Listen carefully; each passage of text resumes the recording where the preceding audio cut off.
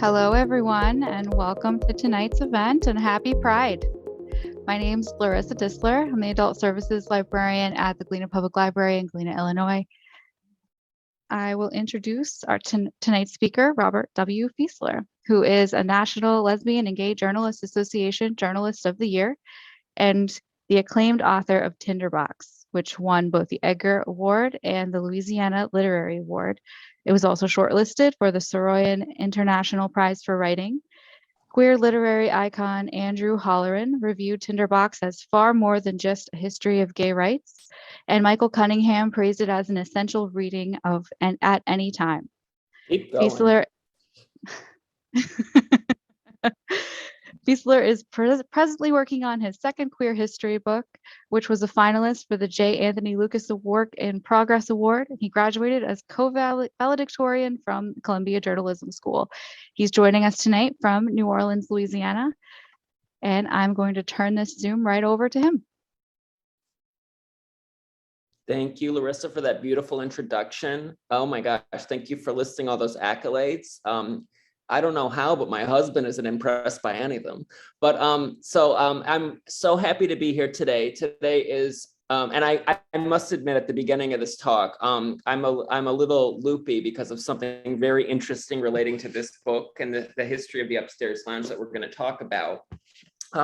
Today was a day where I was in the morning in the New Orleans City Council chambers offering testimony about the historic event that I talk about in my book Tinderbox, which was Tinderbox is a work of nonfiction, a sort of radical history about a notoriously unsolved arson fire that took place at a gay bar in 1973 New Orleans, and it claimed 32 lives. It was the deadliest fire on record in New Orleans history and the worst mass killing of queer folk in United States history up until the 2016 massacre at Pulse, like a record that was never meant to be broken, right, y'all?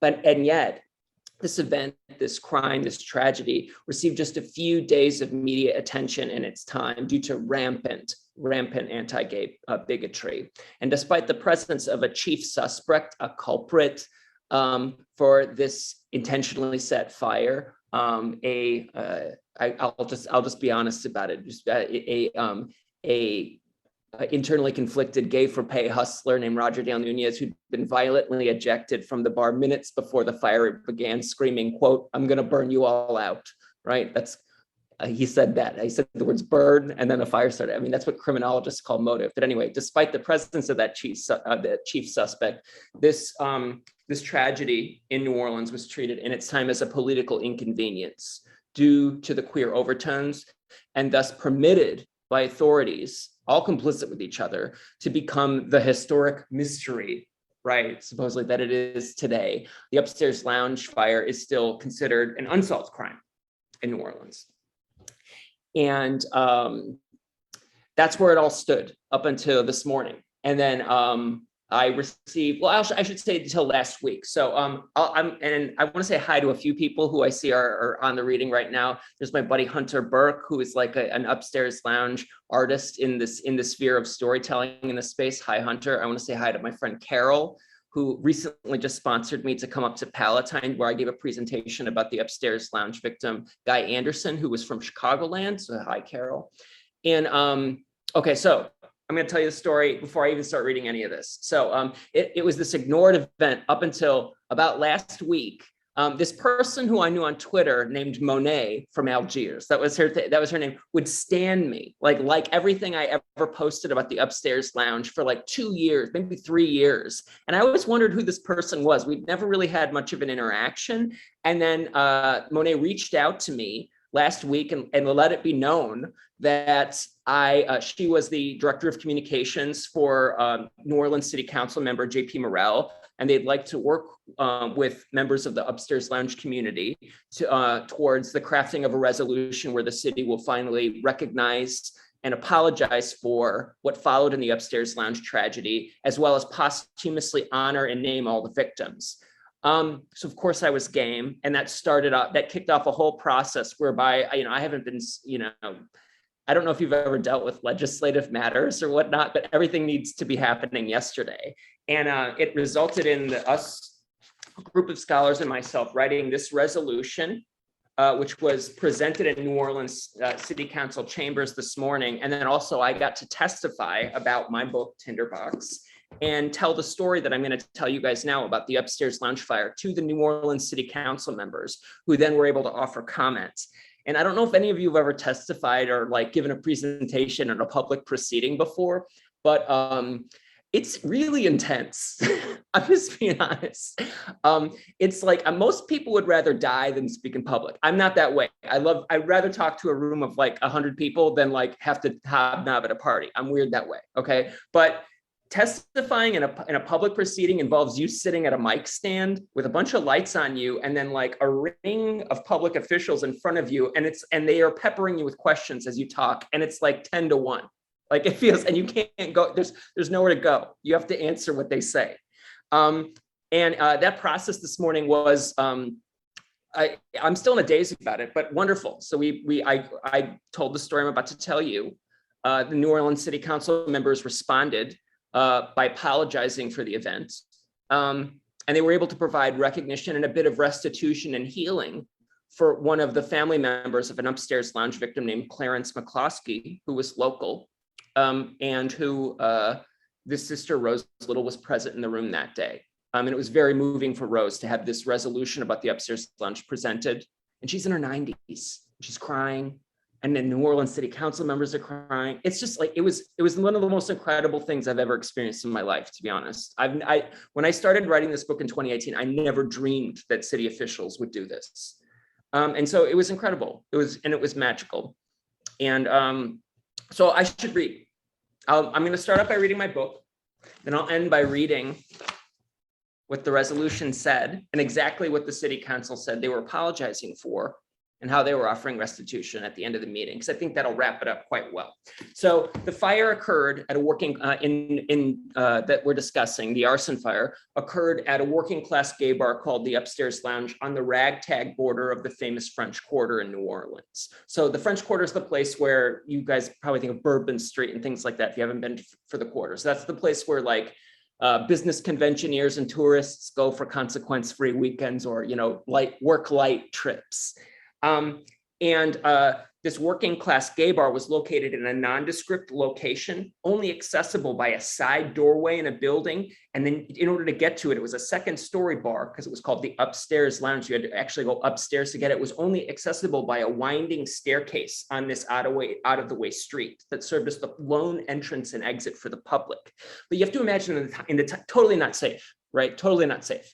But in the time period, you have to imagine if you're a closeted gay individual, closeted gay man, walking up this twisting staircase, cloaked in cloth, offered a kind of protection for you, right? In that where you were going wasn't visible from the street below. You have to think about this in the era of criminalization and how important that was.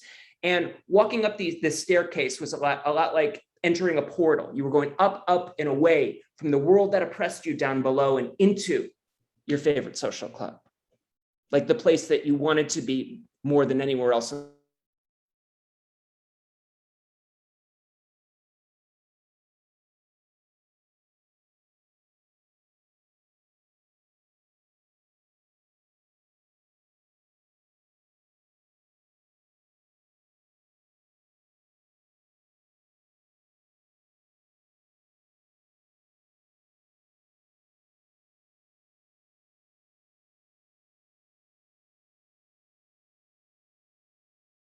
Legacy was revived in the 1995 to give a sermon about this fire that no one was supposed to talk about in New Orleans. It was so embarrassing, so ghastly, so awkward, so humiliating. And he gave a sermon about it close to the 22nd anniversary of the fire. And so I'm going to give you a scene of Dexter Breck introducing the Upstairs Lounge tragedy to New Orleans, a New Orleans that didn't want to hear its own story. Which will lead to and culminate up to what happened today in the New Orleans City Council chambers. All right, so we'll start up.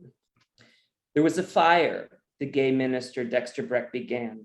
It was a fire so horrific that Courtney Craighead, the church's deacon who was standing nearby, couldn't even speak about his memories of the events. It was a fire set intentionally on June 24th, 1973, resulting in the deaths of 1/3 of the Metropolitan Community Church of New Orleans congregation at that time. This fire, which had happened 22 years and 1 day before at a hangout called the Upstairs Lounge, remained so disturbing a memory that it never existed in the pages of American history. This tragedy, congregants knew, was in fact the only reason that the New Orleans Times-Picayune, the newspaper of record, had opted to send a reporter to hear their minister. Quote, "We gather here this morning to remember," Dexter Brecht continued. "Remembering, whether we like it or not, is part of the human condition. It is good as a way of acknowledging our grief." It was a horrific scene to relate, a fire in a busy bar on the fringe of New Orleans' French Quarter that was set with lighter fluid. On that evening, flames had invaded a sanctuary for blue-collar gay men. The fast-moving blaze overtook the second-floor bar with deep ties to the MCC faithful, but the destruction would extend well beyond church membership, claiming the lives of 31 men and 1 woman. Although it raged out of control for less than 20 minutes, the blaze left a fallout that shocked Carl Rabin, the coroner, who would struggle to identify the bodies using jewelry and hotel room keys. Fingers and faces and bones were scorched beyond recognition. Quote, "They were just piled up," the coroner said. "People in a mass. One falls, then another falls. It's just a mass of death. It's sickening." Then the story went silent. After a mere blip of coverage, it fell off the front pages of newspapers and then from interior pages entirely. Local and national television channels would dedicate just a few minutes of on-the-scene coverage to the Upstairs Lounge, in which fire survivors were interviewed with cameras to their backs due to reporters' fear of legitimizing the gay lifestyle and victims' fear of outing themselves. Yet, in fact, this tragedy had affected nearly every segment of New Orleans' closeted gay underworld, estimated a month later by the local Gay People's Coalition to be between 40,000 and 100,000 of the city's then 600,000 residents. Most of the dead, educated and illiterate, young and old, white and black, including a hustler, a minister, and a dentist, perished within the fire's first 360 seconds. The Upstairs Lounge, Dexter Brecht related to his flock, represented a moment in history that exposed a majority of citizens as, at best, apathetic towards queer folk, while also revealing that the civil rights movement of the era was tone deaf to homosexual plight. Indeed, civil rights and feminist constituencies in the 1970s did not leap to the defense of the Upstairs Lounge victims. The tragedy was not noted in distaffed New Orleans feminist alt magazine. It was a time when lesbians themselves were marginalized from quote unquote mainstream feminists, nor was there any mention in iconic Black newspapers like the Chicago Daily Defender, despite there being a Black Upstairs Lounge victim. His name was Reggie Adams. This fire was a Holocaust, Dexter Brecht intoned, perhaps not in the millions like in the 40s, but surely just as devastating to the lesbian, gay, bisexual, and transgender community. The immediate aftermath of this blaze, occurring on the last day of celebrations marking the 4th anniversary of the 1969 Stonewall riots, became a chilling moment of loss for those gay Americans who actually heard the story, who were long conditioned to the reality that their sorrows were quarantined from the heterosexual American dream. In a cartoon in the August 1973 issue of The Advocate, which was then a somewhat ragtag alternative newspaper in Los Angeles, a man in a hospital bed was bandaged up like a mummy. In the background, his chart read, "Upstairs bar fire victim." With its physical and emotional toll, the Upstairs Lounge fire sat in stark contrast to the legendary riots that had taken place outside of the Stonewall Inn in New York City on June 28, 1969. On that day, homosexuals, transsexual folk, and street kids had joined forces to resist New York Police Department officers who were raiding a gay bar and arresting the patrons en masse. This act of defiance had become a wellspring for gay political recruitment. In the wake of the Stonewall riots, a new movement called gay liberation arose. Yet, as Dexter Brecht, the gay minister in New Orleans, spoke to his flock 22 years later, the upstairs lounge remained forgotten. So that's the beginning frame of the message. That occurred that scene was in 1995. So about a halfway stone step between now. So late criminalization, right? Like 2003 was Lawrence v. Texas. So that struck down anti-sodomy laws and began the process of decriminalization of queer life. 1995, you still have criminalization, right? But it's unwinding itself in a gradual sense. Still exists though. So that's a halfway step as 1995, where Dexter Brecht introduces the upstairs lounge legacy into the city. Again, tries to get him to remember, we're gonna dive now deep into the past, the scene of the upstairs lounge on the day of June 24th, 1973, in the pit of criminalization. Okay, there was no so-called progress, except a few ordinances in a very limited number of cities. And weirdly enough, one of the only decriminalized states was Illinois,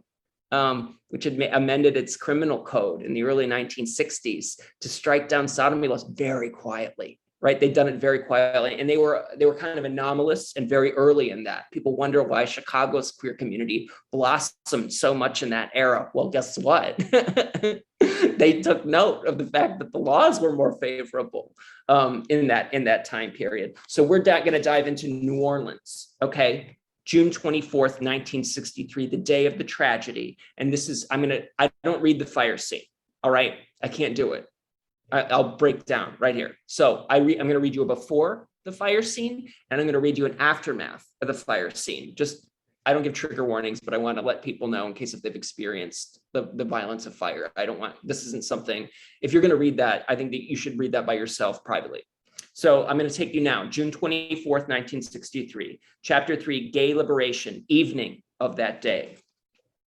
Reverend Bill Larson and Ricky Everett dug into burgers at the Fatted Calf, a gay-friendly diner located on a slip of St. Peter Street between the major promenades of Bourbon and Royal. The din of this greasy spoon was paradoxically endearing for both tourists and locals. Bells rang with orders, surly waitresses scribbled on pads. The Fatted Calf could turn over tables several times per hour, especially on a summer Sunday. Ronnie Rosenthal, an Atlanta native, was getting his introduction to this French Quarter institution, where burgers were named after characters from Gone with the Wind. It was already clear that emotions were ricocheting across tables here. Through stealthy glances and body language, it became clear that this trio of gay men harbored several layers of affection.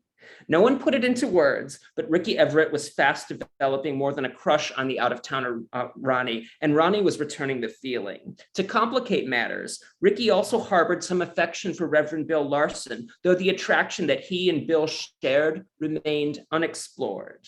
We could have been partners, but I was in a relationship, Ricky remembered, and he respected me and the relationship. Much of their connection stemmed from a mutual love of Christ. Raised Presbyterian in Monroe, Louisiana, deep in God's country, Ricky was both devout and devoted. He beamed gay purity and gay innocence, having grown up in what he called a bubble of protection, despite his budding inclinations. But Ricky was hardly an ingenue.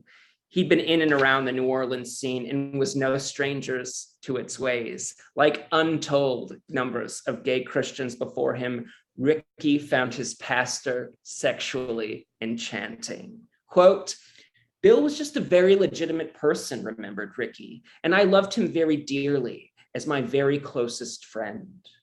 Between bites, Ricky Everett kept looking up across the table at Bill Larson. Though memory over decades can deceive, Ricky is certain that he voiced an unusual thought. Bill, I don't know why, he said, but I just have a bad feeling that you're going to die. Bill looked back with concern and slowly responded, "Yeah, I know." Overall, Ricky preferred to be honest to a fault with those he loved and trusted, and Bill was not shocked. Their conversation moved on, dissipating in a haze of laughter and flirtatious remarks. Eventually, they settled up with a check and left. Strolling through the quarter, these three men passed Preservation Hall, the world-famous jazz venue, and Pat O'Brien's home of a fruity drink called the Hurricane. I can't handle them. They're too sweet, but the Hurricane is a real drink. Then they turned on Royal Street near the quaint backyard garden of St. Louis Cathedral, the city's holy basilica.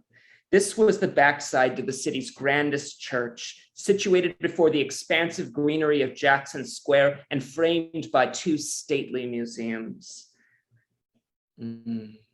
Gleaming, glistening, off-white above the cacophony of pedestrians, St. Louis Cathedral was basilica for the Archdiocese of New Orleans, an ancient structure. It had been built, burned, and rebuilt several times over, with foundations dating back to French governance in the 1920s and Spanish governance in the 1720s and Spanish governance in the 1790s, shortly before New Orleans was passed back to France and then formally acquired as U.S. territory in the Louisiana Purchase of 1803. Mud-caked roads, though, presently crossed in front of the cathedral as part of a film set for Sergio Leone in town, shooting a Western with Henry Fonda, aptly titled, "My Name is Nobody." Bill and Ricky kept on Royal Street, thereby avoiding the movie set. But Bill seemed to be thinking as they moved intently towards their favorite bar called the Upstairs Lounge. Perhaps he took Ricky's words as a premonition, or perhaps he was just aligning what he heard with something Ricky had told him weeks earlier. "Bill, I had this feeling that you're not going to be on the pulpit much longer."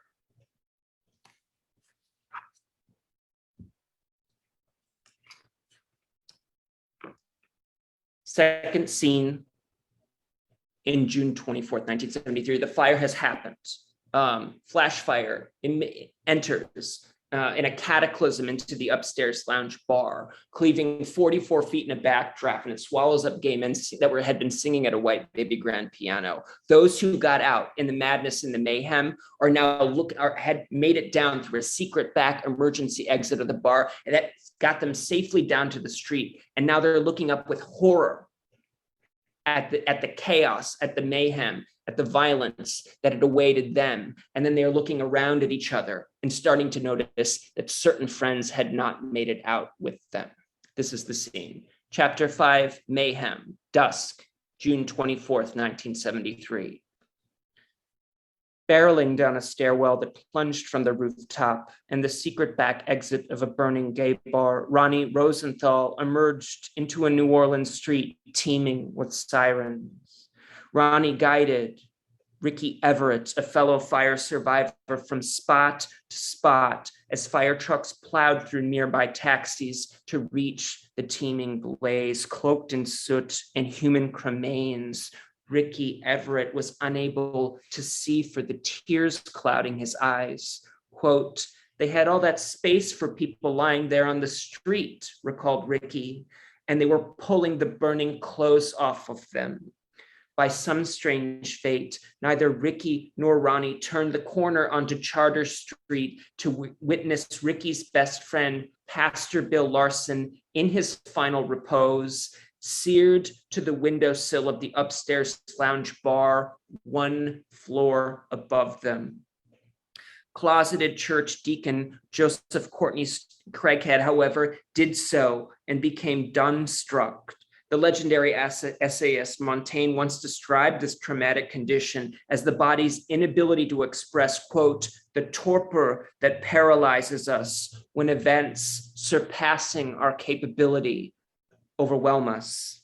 Indeed, Courtney struggled to inhale and exhale alongside Ricky Everett and the other fire survivors who, by some miracle or some curse, were forced to look up at carnage also intended for them. Their guilt was sudden and uncontrollable. Courtney Craighead moved like a stranger in his own limbs, dropping all of his social defenses, which had protected him from the dangers of wayward openness at a time when openness about one's sexual secret could cost a man his job, his home, his family, and his freedom, not to mention his church. Deacon Courtney Craighead inadvertently used his real name when answering questions from bystanders and police. Just then, a throng of reporters and news crews seemed to materialize, among them Jean Laplace of the Times-Picayune and Bill Elder of the CBS affiliate WWL-TV. They showed their press credentials, and police lifted the tape to allow them immediate access in this era, right? In this era, little adversity between police and the press seemed to exist. En masse, these reporters rushed fire survivors like Courtney and Ricky, who'd only had seconds to escape a room of friends being eaten alive by flames. The cacophony of voices made it difficult for Courtney to hear orders from police and firefighters. As the ranking officer on the scene, Major Henry M. Morris of the New Orleans Police Department made a statement to the States Item, a New Orleans newspaper, about that upstairs lounge. Quote, "Some thieves hung out there. And you know this was a queer bar," he said. A second police officer, perhaps attempting to qualify Morris's comment, explained how it was, quote, "not uncommon for homosexuals to carry false identification." Ronnie LeBouf, a photojournalist, captured images of the dead and despairing. "Fire came up the stairs fast," Courtney muttered to the States Item, which quoted him by name, linking him indelibly to the incinerated gay bar called the Upstairs Lounge. "Two guys told me to jump, and I was small enough," survivor Ricky Everett said to the Associated Press. What was done intentionally. An anonymous man interviewed with his back to the camera told Bill Elder, the local CBS reporter. Seeing the macabre, ashen gray face of Reverend Bill Larson in the window, photographer Pat Bork of the Daily Record, displaying a gallows humor common to newsmen, took a picture and jested. "At least it was only a mannequin factory." "Those aren't mannequins," someone else told him. A nearby tourist provided testimony to the Daily Record, another local paper. "We watched some of those people burn before our very eyes, and we couldn't do a thing to help them. Don't use my name. I don't want to think about it. It never happened. It never could have happened."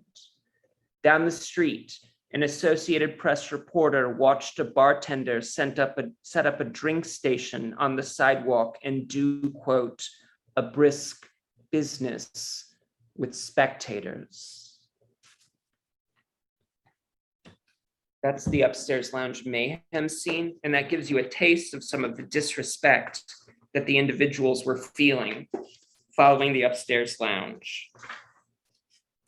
And I want to read a little bit about, I'll round out, there's a whole other scene I'm going to read. I just was inspired to. I want to round out what happened to Dexter Brecht, the minister in 1995, who revived the memory of the Upstairs Lounge fire to New Orleanians gays who didn't want to hear the message. Dexter Brecht fought on an 8-year journey up until to place a significant marker before the historic entrance to the Upstairs Lounge bar, and something happened in 2003, the 30th anniversary of the tragedy. He succeeded. So I'm going to take you to the scene now for the unveiling of the marker. The gay minister Dexter Brecht marshaled his emotions when the crowd reached the sidewalk, an unmarked door near the corner where a small wedge of sidewalk lay beneath a flapping white sheet.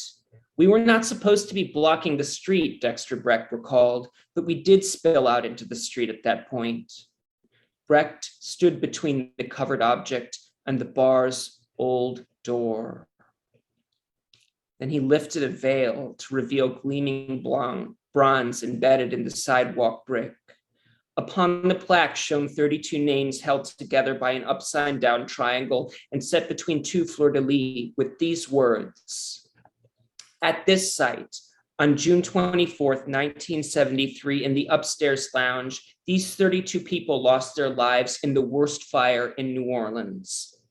The impact went far beyond the loss of individual lives, giving birth to the lesbian, gay, bisexual, and transgender rights movement in New Orleans.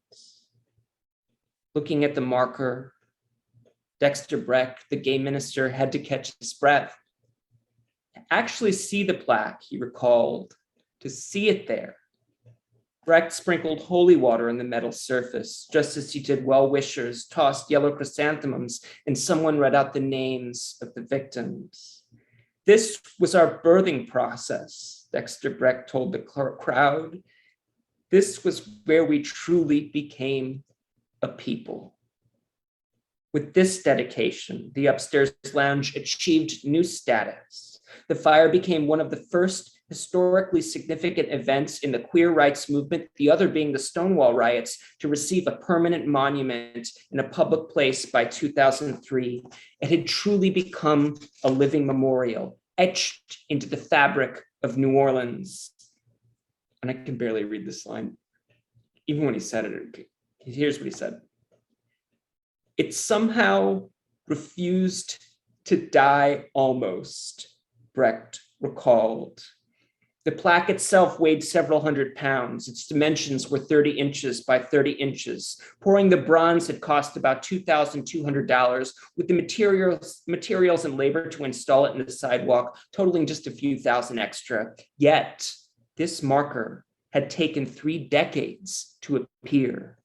This monument held unique meaning for the local MCC church, for families of the upstairs lounge victims denied dignity and restitution, for those fire survivors lost to the subsequent AIDS epidemic, and for the memory of those inside the bar who had become ashes. It meant a great deal that the plaque could transmute what had once been an historic abyss, a source of unspeakable pain, into a story that others remembered. Sorry, this has been a big day, and I'm a bit of an emotional mess. So I'm going to read now from the resolution that the New Orleans City Council today. So how many years has it been since 2003? 19? So today, well, it's almost 19. So it's like with plus or minus a day. Today, the New Orleans City Council validated what the gay minister Dexter Brecht had tried to do in his 8-year-long, very lonely journey from 1995 to 2003. And it finally put into words what many upstairs lounge survivors and family members had been wanting for years. So this was the culmination of that journey. I'm going to read you now, because I wrote it, the resolution that the New Orleans City Council passed. I'll read the beginning portion, and then I'll get, it's a long run-on sentence though, because it's legislation, but I'll read you the beginning portion, and then I'm gonna read you the now be it resolved. That's the important part. Okay, this was City Hall, June 23, 2022. Whereas the upstairs lounge arson attack of 1973 is an historic New Orleans event worthy of memorialization and worthy of inclusion in American history books. And whereas the upstairs lounge bar, once at the intersection of Iberville and Chartres and the border of the French Quarter, served as a safe haven for members of the LGBTQ plus community in New Orleans at a time when queer life was criminalized and queer individuals were not openly accepted into American society.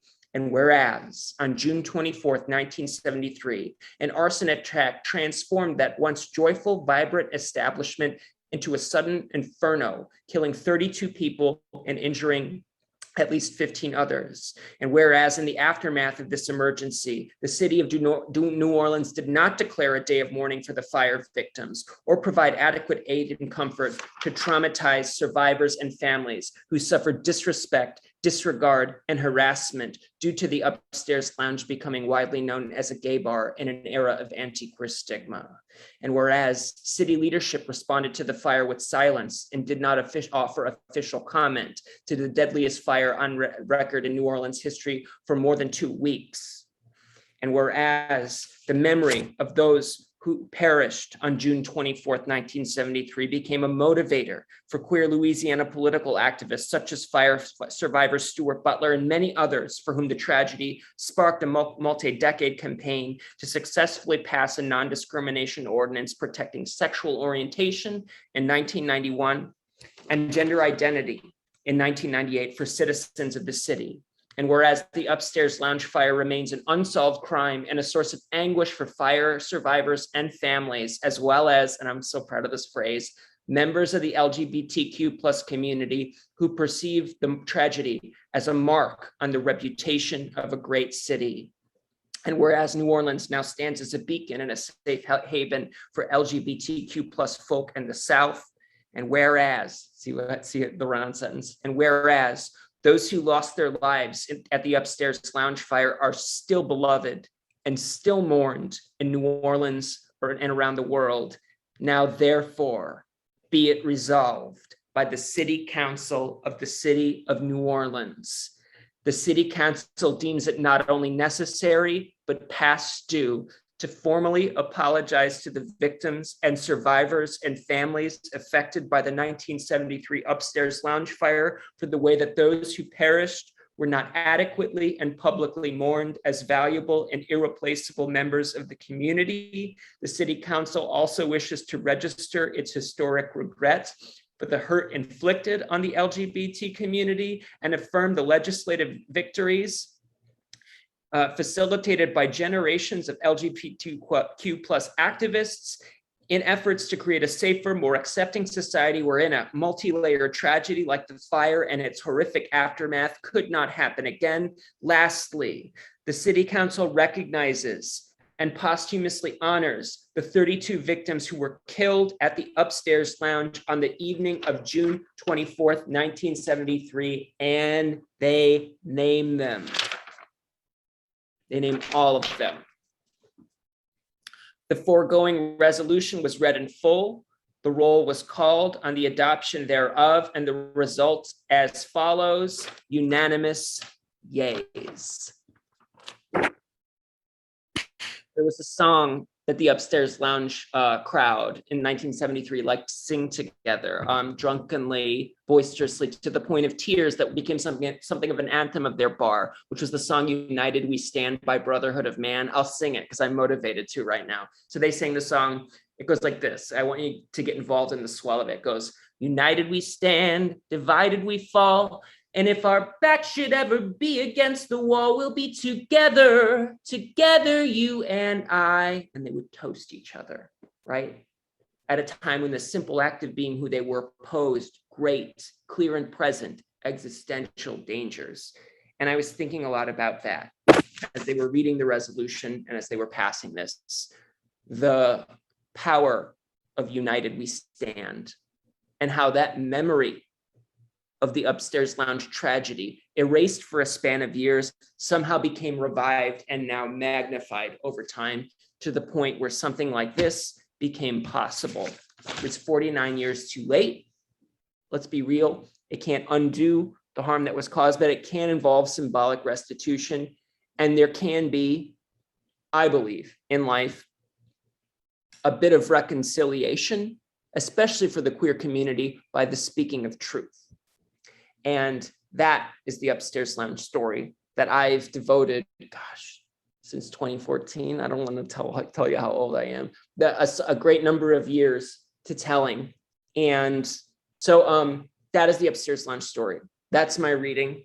That's the kind of latest news that I have to give all of you. And that's sort of the swell of emotional newness that I'm kind of contending with now, where the upstairs lounge fire, when I wrote this book, was largely, this book is part of a multi-decade effort to get the message out. This isn't the only reason why, there's wider recognition today. But this was part of a longer journey that I never thought would end at the New Orleans City Council chambers. And I'm happy to report, or perhaps relieved to report, to be honest. I'm relieved to report that the journey, in many ways, ended for me today at the council chamber. So that's my reading. I'll take any questions you guys want. I could read them now, I can in the sidebar or what have you. Yeah, I'd be happy to talk or anything you guys wanted at this point. I will admit, I was up early for counsel testimony, and this is not like, and my husband's told me I'm a little loopy. Like I'm so excited. Oh, thank you, Lori. So Lori Fraser Bailey, who just commented, you made history. That's really nice of her. Lori is a member of the family of Upstairs Lounge victim Ferris LeBlanc, who was a World War II veteran who was buried with the unclaimed, the 3 unidentified Upstairs Lounge victims in a unkempt Potter's Field in New Orleans East, because they never tried to find Lori's family located back in California. And Lori's still part of a multi-decade effort to try to exhume Ferris, the World War II veteran, and bury him, give him a proper military burial in a family plot. So Lori honors us here by being present. And I hope part of today's journey really assists her in her ongoing journey. So there's a question, Karen Lenstra asked, is the fire being reinvestigated to find the arsonist? So here's the complexity involving that. At various points, the New Orleans Fire Marshal Department reopened the investigation to look to see if there was bias or to see if there was any evidence that hadn't been applied. The chief suspect of the Upstairs Lounge arson fire was an internally conflicted gay-for-pay hustler named Roger Dale Nunez, who was violently ejected minutes before the fire began, screaming, quote, "I'm going to burn you all out," right? I'll repeat what he said. This is overheard by 2 witnesses. He screamed, quote, "I'm going to burn you all out," right? That's what criminologists call motive. Okay, and then criminologists look for a very basic level. Motive means an opportunity. So motive, right? I'm going to burn you all out. He's angry. Okay, then a person matching Roger Dale Nunez's description walks down to the street into a nearby Walgreens and drunkenly purchases a certain size and brand of lighter fluid, Ronsonol 7.5 ounces. Then moments later, right, in an unseen act, that same size and brand of Ronsonol lighter fluid is opportunity emptied into the front staircase of the Upstairs Lounge bar, and a spark is produced.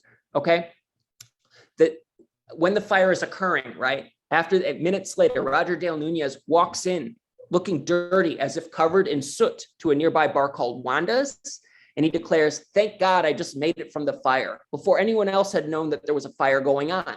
So witnesses of the Upstairs Lounge fire in the aftermath that ensues see Roger drunkenly stumbling about bars like Wanda's, looking like he's covered in soot, and they try to bring him to a New Orleans police officer and who refuses to see them, refuses to hear them. They see this man struggling with the Upstairs Lounge bartender, and the bartender for the Upstairs Lounge is saying, "This man threatened to burn the bar, and then there was a fire," and the police officer says, "Move along." So what happens from there? Roger Dale Nunez then eludes authorities, even though he's caught by them, caught at one point in their custody, caught and released in this most suspicious of circumstances. And what happened from there is Roger Dale Nunez was permitted to remain in New Orleans, though he was a probation absconder and also wanted under warrant, right? And where he stayed in New Orleans and he committed other crimes until he died by suicide, right? And this is where it complicates matters, in November of 1974. So the problem with this is you can't posthumously, the way the justice system works is you can't try the dead. There are methods of inquests and things like that where you can find guilt, but you can't put a dead person on a trial. That's not the way justice works, or it's designed to work. And so as soon as with the death of Roger Dale Nunez, the chief suspect, there has been essentially no major developments other than more evidence mounting, other individuals remembering stuff Roger said or whatnot since then. And that's why the Upstairs Lounge fire remains an unsolved crime, right? Because the chief suspect died by suicide, and now no one can question him. Okay, so there's consequences to police incompetence or negligence or malfeasance, whatever you want to call it, right? Or disinterest, detachment, okay? And part of the consequences is you need to, in a certain number of hours, all right, interview the important people, right? And they didn't. And part of the consequence of what happens when you don't do that is sometimes, right? Sometimes an individual who's a chief arson suspect then will be taken off the board by fate, by the fact that the world's weird, they'll get hit by a bus, struck by lightning, something will happen. And then crimes like these, right, which we're talking about negligent homicide. I don't know how they prosecute it, like manslaughter or whatnot, or if they would say class 2 murder or something like that, but we're talking about a negligent homicide. Okay, an angry person lighting a fire, perhaps not knowing that he's going to burn everyone in the bar, but he lights the fire that kills them all. Okay, so you use this fire as a weapon, and that remains now an unsolved crime. Why? Because the chief suspect can't be around to confess, be put on trial, etc. So that's the frustrating, terrible void that the fire creates for survivors, families, the LGBTQ community, New Orleans itself. Right? Is this unsettled question? Because justice was never rendered, because in many cases, justice can't be rendered. And they can go through all sorts of kind of like, forensic archaeology, and perhaps this resolution will motivate more of that. I'm not a never say never guy, but it's kept the upstairs lounge fire as an unsolved crime for all of these years, though there was a chief arson suspect who at various points like confessed to an ex-boyfriend and then confessed, but it was through another person and things like that. And made overtures to claim that he'd done something big at the upstairs lounge, or in some cases admitted that he had set the fire, just outright. So that's sort of, but the fire is not currently being reinvestigated. So that was the answer to your question. I sort of answered my way around it, Karen. I apologize. I hope that provided some context. But that's part of the real reason why this isn't working. Now, we know I'm from Illinois, you're all from Illinois. We know that like forensic archaeology can help solve a lot of stuff. DNA can help solve a lot of stuff. It takes money and motivation, and I hope that comes into play. I hope that someone raids an archival evidence locker in the New Orleans Police Department, and they find some piece of, something that they got from the staircase at that point, and then Roger Dale Nunez's, the DNA that they get from a relative. I hope it gets solved. I hope it doesn't remain a question mark. You think about how what forensic archaeology did for all the families of the Gacy victims, for example. And it can provide an unsettled question is worse.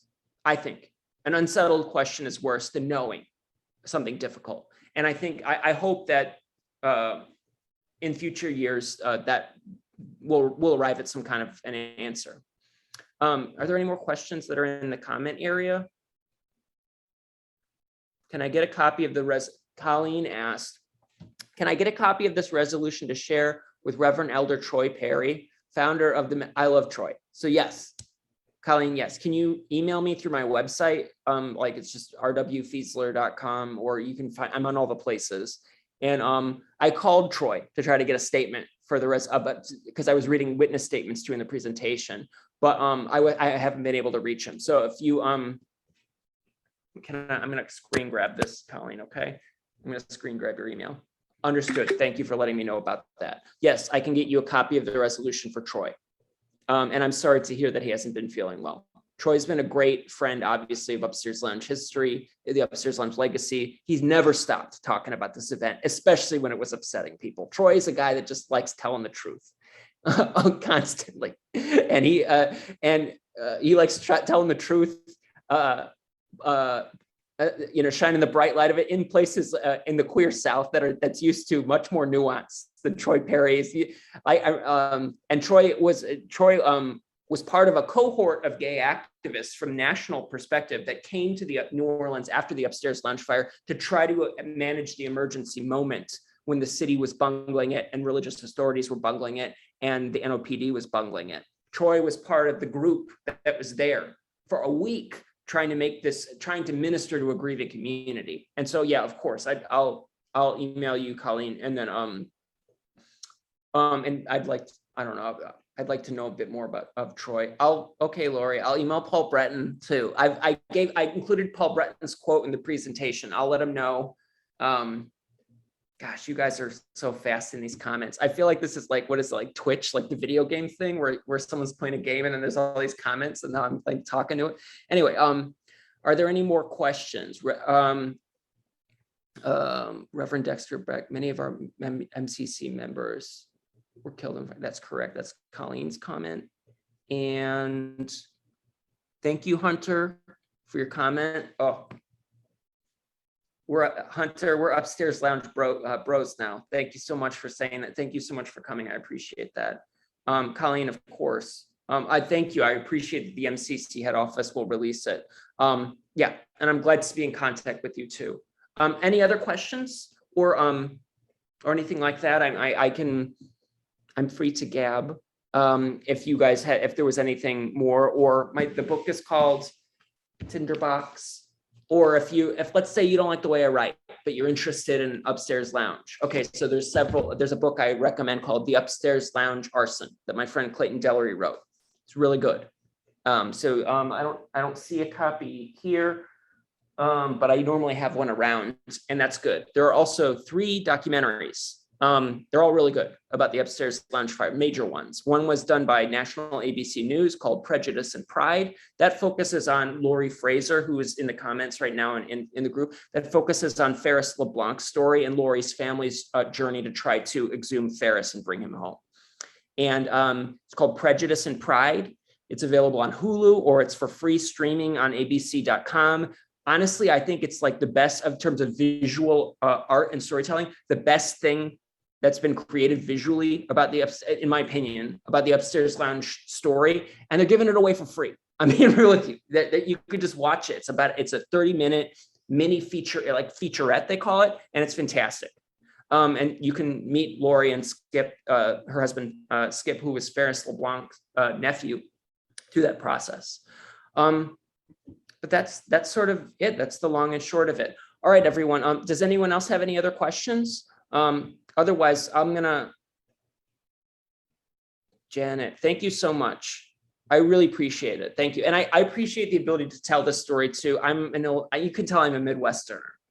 This is my background. I'm like, most of my family still lives in Naperville. I was saying before I got on this started that my sister and brother-in-law like vacation near Galena, and they love it. And I've long been like, the region you guys live in is totally beautiful. And I think that I'm grateful that you guys are your queer community in Galena, of course it would be, is so active and is celebrating Pride so fully and boisterously. And I want to just commend the fact that there's such an effort and to push the visibility of that, and also to emphasize the activist roots of Pride and the fact that it should be based in political activism and social groups that provide social services to the queer community. So kudos to Galena, and thank you to the Galena Public District Library for allowing me to do this reading. It's really great. Anything else, Larissa, or do you have any questions, or did I miss a question from someone? I think you got all the questions. And I don't have anything else. I thank you so much for the program. Thank you. Happy Pride, everyone. Yeah. Happy Pride. Happy Pride. Hear this all, united we stand, okay? And then tell the story. Okay, so if you just learn the story, you can tell it to someone else. And that's how the Upstairs Lounge legacy worked. It was a word of mouth campaign completely. It was just ordinary people talking about it, resulted in eventually concrete social changes. Granted, our society has changed too, but it takes people caring. So thank you for caring about the Upstairs Lounge, and you'll all have a rest of a great Pride and great summer, and united we stand. All right, take care, everyone.